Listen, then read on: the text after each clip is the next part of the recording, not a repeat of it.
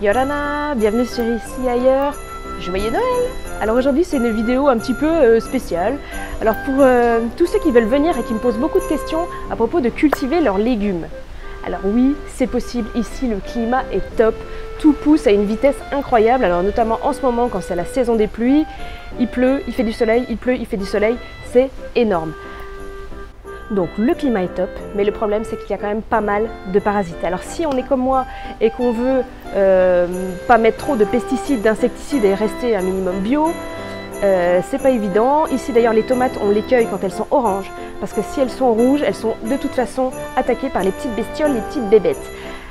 Alors il y a des fourmis, il y a des cochenilles. Si vous regardez dans ma dernière vidéo ou l'avant-dernière sur Tahiti zéro déchet, j'étais avec un monsieur qui est australien, qui s'appelle Johnny et qui fait une petite explication. Peut-être que vous n'avez pas tout compris, on voit qu'il touille dans sa tasse. Il fait une petite solution bio.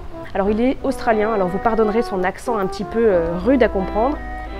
Donc voilà, il fait une petite solution avec du savon de Marseille fondu dans l'eau, un petit peu d'huile, etc.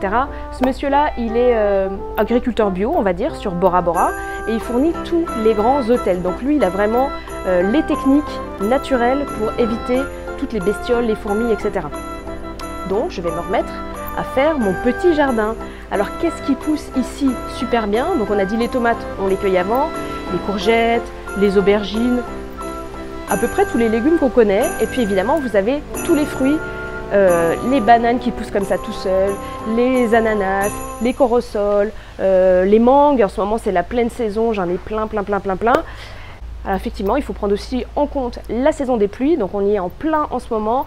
Il y a aussi des gens qui cultivent sur ombrière. Alors malheureusement, je fais cette vidéo aujourd'hui et en ce moment je n'ai plus de potager.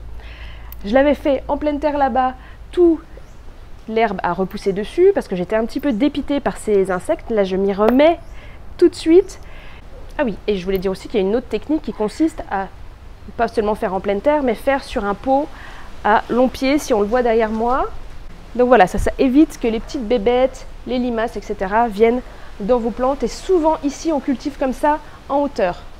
Donc voilà, je n'avais pas prévu de faire une vidéo beaucoup plus longue que ça. Alors par contre, on m'a parlé de potager, mais on m'a parlé aussi de pêche. Est-ce qu'on peut aller à la pêche comme ça, pêcher son propre poisson pour le manger?